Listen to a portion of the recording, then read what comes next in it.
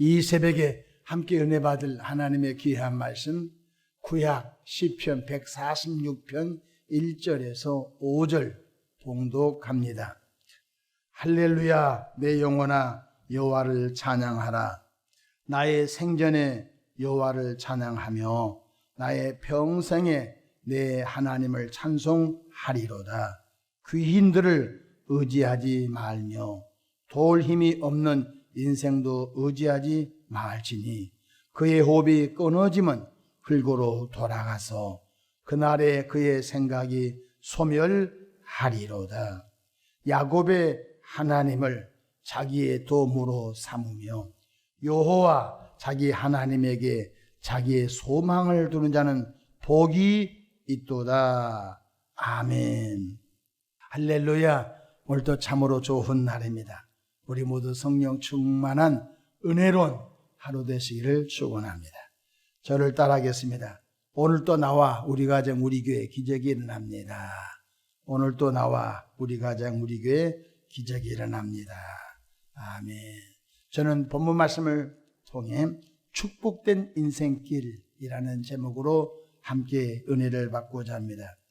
우리 그리스도인들이 이 땅에 살면서 어떻게 하면 예수 그리스도의 향기를 드러내며 또 형통한 삶을 살며 축복된 삶을 살 수 있을까? 본문을 중심으로 함께 은혜를 받고자 합니다. 첫째로 하나님의 깊고 오묘하신 능력을 찬양하는 삶이 되기를 바랍니다.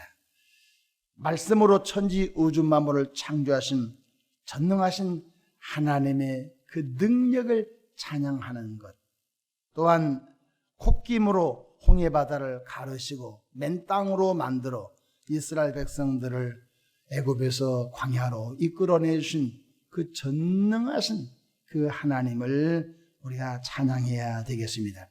뿐만 아니라 개인과 가정과 나라를 지켜주시고 이끌어 주신 그 놀라우신 은혜를 우리가 기억하며 찬양해야 하겠습니다.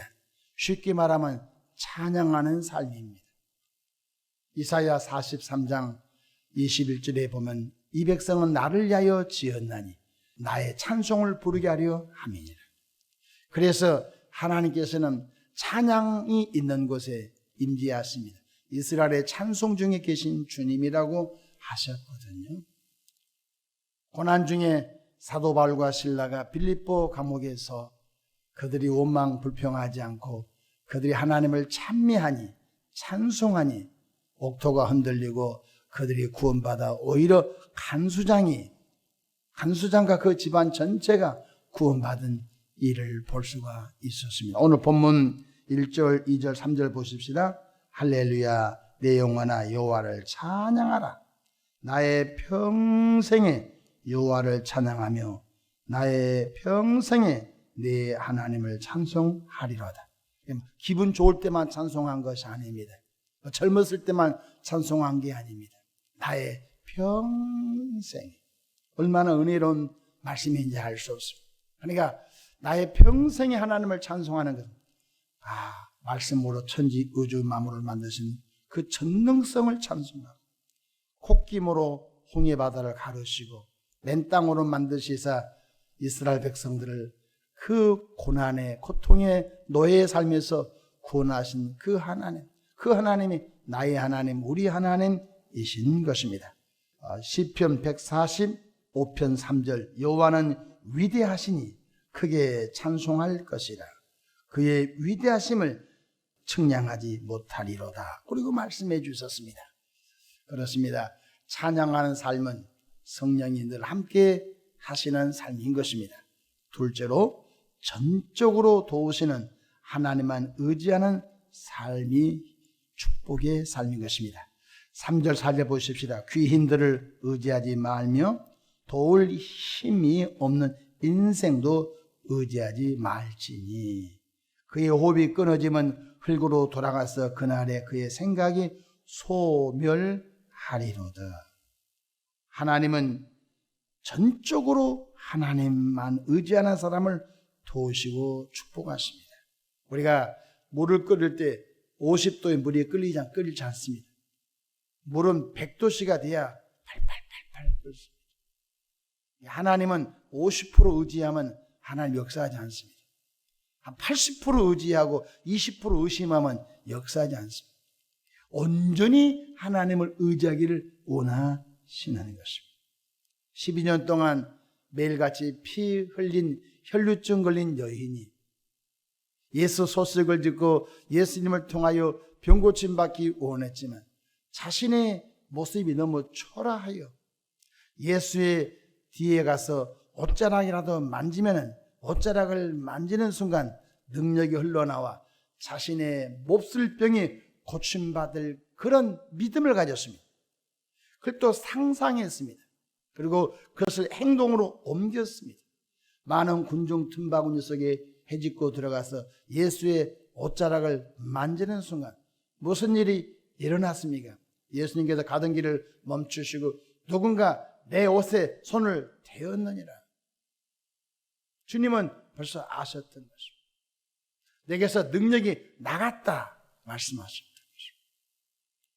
가던 군중들이 아니 이렇게 많은 군중들이 옷이 스칠 수도 있고 밟힐 수도 있죠. 아니다. 분명히 마음을 두고 누군가 내 옷에 손을 대었느니라. 그때 그 여인이 이실직고 하지요. 저는 12년 동안 매일마다 피 흘린 여인이었습니다. 저희 몰골은 이렇게 초라하기 그지없습니다. 근데 예수님의 능력의 소식을 제가 듣고 꿈꾸며 상상하면서 오늘 이렇게 행동으로 옮겼나이다. 예수님이 뭐라 하셨습니까? 딸아, 내 믿음이 너를 구원하였느니라 하는 그 순간 그 딸이 깨끗이 고침받은 걸 깨닫기를 바랍니다. 우리는 가끔 이런 실수를 범할 때가 많습니다. 하나님 영이시지 않습니까? 요한복음 4장 24절에 하나님은 영이신데 영은 안 보이지 않습니까? 그래서 우리는 영이신 하나님은 보이지 않으니까 없는 것 같아요. 함께 안 한 것 같아요. 그래서 보이는 사람을 의지할 그런 타락한 속성을 많이 갖고 있는 것입니다. 일단 보이지 않으니까 임마누엘 나와 함께 하신 하나님이라고 아무리 외치고 가르쳐도 그 하나님이 나와 함께 하신지 인식을 못 하거든요. 그러니까 일단 어려움을 당하면 가장 먼저 보이는 사람을 찾아가서 보이는 사람을 의지하는 경향이 있다는 것입니다. 그러기에 늘 영이신 하나님을 의지하는 깊은 영성훈련이 필요한 것입니다. 영성훈련이란 이런 것입니다. 하나님 나와 함께 해주셔서 지금 눈에는 보이지 않지 않습니까? 눈에 보이지 않지만 주님이 내 속에 와 계시지 않습니까? 그래서 우리는 이렇게 고백해야 됩니다. 주님이 내 안에 계셔서 감사합니다. 주님이 오늘 나와 함께 출근하십니다. 오늘 주님이 나와 함께 운전하는 곳에 계십니다. 주님이 나와 함께 오늘 지하철에 계십니다. 주님이 나와 함께 오늘 비즈니스 하신 곳에 가십니다. 이것이 영성훈련인 것입니다. 우리는 늘 교회에 와서 예배할 때만 하나님이 내 곁에 계신 것 같고 그 다음부터는 까마득히 잊어버리고 보이는 사람, 보이는 업무에 치중하다 보니까 주님은 항상 내 마음 한켠 구석에 울고 계시는 것입니다. 어떨 때는 문 밖에 쫓겨날 때도 있는 것입니다. 그래서 문 밖에서도 주님이 문을 열어라. 내가 네 속에 들어가 너와 더불어 먹고 너는 나와 더불어 마시리라 하는 그런 불행한 사태가 벌어진 것입니다. 오늘부터 입술에 영성훈련 하십시오. 주님이 나와 함께 하십니다. 주님이 나와 함께 출근하십니다. 주님이 나와 함께 오늘 침전에 계십니다. 그래서 임마누엘 하나님이 나와 함께 하신다. 마태복음 28장 20절에도 내가 세상 끝날 때까지 너희와 항상 함께 하리라 있으리라 이 말씀을 기억하시기를 축복합니다. 다시 3절 보십시다. 귀인들을 의지하지 말며 세상에 높은 지체에 있는 사람들을 그 권력을 의지하지 말며 도울 힘도 없는 인생을 의지하지 말라. 그들이 호흡이 끊어지면 2일 3일이면 다 시체 묶어서 화장하거나 시체 묶어서 땅속에다 매장할 존재가 아니냐. 그거 너무 의지하지 말라는 것입니다. 그러므로 잠언서 3장 5절로 6절에 너는 마음을 다하여 여호와를 신뢰하고 내 명철을 의지하지 말라. 너는 밤사에 그를 인정하라. 그리하면 내 길을 지도하시리라. 마지막으로 하나님께 소망을 두는 사람은 축복된 인생길을 가게 되는 것입니다. 우리 5절 말씀 읽어볼까요? 야곱의 하나님을 자기의 도움으로 삼으며 여호와 자기 하나님에게 자기의 소망을 두는 자는 복이 있도다. 우리들이 세상을 살아가면서 사람에게 소망을 두면서 사람에게 실망을 당합니다. 저 사람은 나를 도와줄 수 있겠지 소망을 품습니다. 막상 부딪히면요 할 수 없네요. 그러면 실망이 됩니다. 여러분 자녀들도 우리 아버지에게 이것을 부탁하면 아버지가 도와주겠지 소망을 품습니다. 막상 맞닥뜨리는데 아버지께서 안 된다라고 하면 반작용으로 실망이 오지 않습니다. 내가 저 사장님을 찾아가서 도움을 요청하면 도와주겠다 소망을 품었는데 그 사람이 매몰차게 모른 채 해버리면 얼마나 상심이 됩니까? 그래서 성경은 말합니다. 사람에게 소망을 두지 말라. 야곱의 하나님에게 자기 소망을 두는 사람은 복이 있도다고 말씀하고 계신 걸 깨닫기를 바랍니다. 우리가 하나님께 기도할 때마다 하나님께 소망을 주십시오. 주여 지금은 안 되고 있지만 우리 부부가 믿음의 부부가 될 것입니다. 지금은 안 되지만 우리 자녀들이 믿음의 자녀가 될 것입니다. 지금은 좀 어렵지만 우리 가정이 믿음의 가문이 될 것입니다. 라고 소망을 품기를 축원합니다. 저는 평생 높은 관직, 화려한 삶, 돈을 많이 벌어서 떵떵거리는 삶 별로 소망이 없었습니다. 저는 어렸을 때 초등학교 3학년 때 교회를 다니는데요. 교회 날 때 소망이 하나밖에 없었습니다.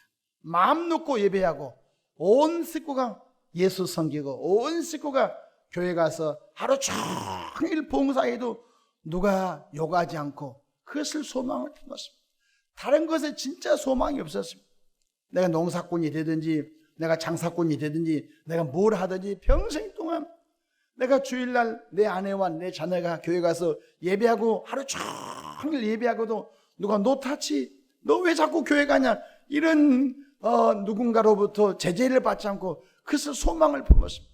그만큼 우리 집은 예수 믿지 않는 집안이어서 어려운 그런 환경 속에서 제가 신앙생활을 해왔습니다. 근데 저를 도우신 분이 누구냐면 성령 하나님이십니다. 그 어린 나이에 제사가 20몇 개가 있어도 제사밥을 안 먹고 제사 음식을 제사 절하지 않고 그렇게 조상의 묘가 많아도 예수 믿기 전 가서 덥석덥석 설 명절 때마다 성묘를 다녔는데 예수 영접하고 난 다음에 묘는 가서 둘러봐도 절을 하지 않았어요. 그것이 우상 숭배라고 제가 어렸을 때 성경을 통하여 배웠기 때문에 그렇습니다. 조상 제사는 귀신에 가는 것이라고 제가 성경을 통해서 어린 나이에 배웠기 때문에 그렇습니다. 그런데 제가 하나님 내가 결혼하면은 내 부인과 내 또 하나님 자녀를 주면 자녀와 함께 마음 놓고 예배당 가서 예배하고 싶습니다. 소망을 품었는데 하나님이 목사로 만들어 주셔서 하루 종일 아침부터 저녁까지 예배해도 목사가 교회에서 예배한다고 누가 시빌 겁니까? 아내와 자녀와 모두가 힘에 지나도록 교회에서 뛰어놀고 교회에서 사역하고 교회에서 사는 것이 내 인생이 되고 말았던 것입니다. 소망을 하나님께 두었다는 것입니다. 우리 교회가 평안하고 든든히 서기를 소망을 품고 교회의 이름대로 쓰임받기를 원합니다. 하나님 그렇게 되기 원합니다. 소망을 품으면 언젠가는 그렇게 될 줄로 믿으시기 바랍니다. 우리가 200개의 속회를 만들어 200개의 나라를 돕자. 한 나라 한 선교사를 지명하여 기도하고 중보기도하고 속회헌금을 선교비로 보내주자.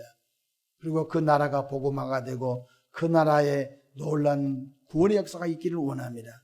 한 속히 한 나라를 기도하자. 이것이 하나님이 내게 주신 소망, 우리들의 소망이 되고 있는 것입니다. 하나님은 곧 그 일을 이루어줄 줄로 믿으시기 바랍니다. 우리는 뿐만 아니라 천국이 된 소망을 둬야 된 것입니다. 이 땅의 소망은 살 동안에 잠시 있지만요, 죽고 난 다음 아무 없어요. 우리는 영원한 천국에 눈물도 슬픔도 아픔도 이별도 없는 아버지의 나라, 거기는 사탄 마귀 악령 귀신도 없고 불신자도 없고 거기는 미세먼지도 없고 거기는 노동도 없고 오직 아버지 하나님과 어린 양 예수님과 성령님과 24장로와 네 생물과 천만 천사들과 먼저 구원받은 주의 백성들이 있는 그곳에 소망을 둬야 할 줄로 믿으시기를 바랍니다. 소망을 품었습니까? 하나님은 소망이 하나님이시기 때문에 우리의 소망을 들어주십니다. 로마서 8장 24절에 우리가 소망으로 구원을 얻었으며, 믿음으로 구원을 얻었다고 해야 하는데 로마서 8장 24절에는 소망으로 구원을 얻었으며, 우리가 소망한 거 있습니까? 소망이 우리를 구원해 주신 것입니다. 보이는 소망이 아니니 보는 것을 누가 바라리요. 오늘 또 우리가 축복의 삶을 살기를 원하는데 찬송하는 삶이 되기 바랍니다. 무슨 일이 있어도 사람을 의지하지 마십시오. 사람을 의지하면 반드시 상처받고 실망을 받게 됩니다. 도우시는 하나님만 의지하십시오.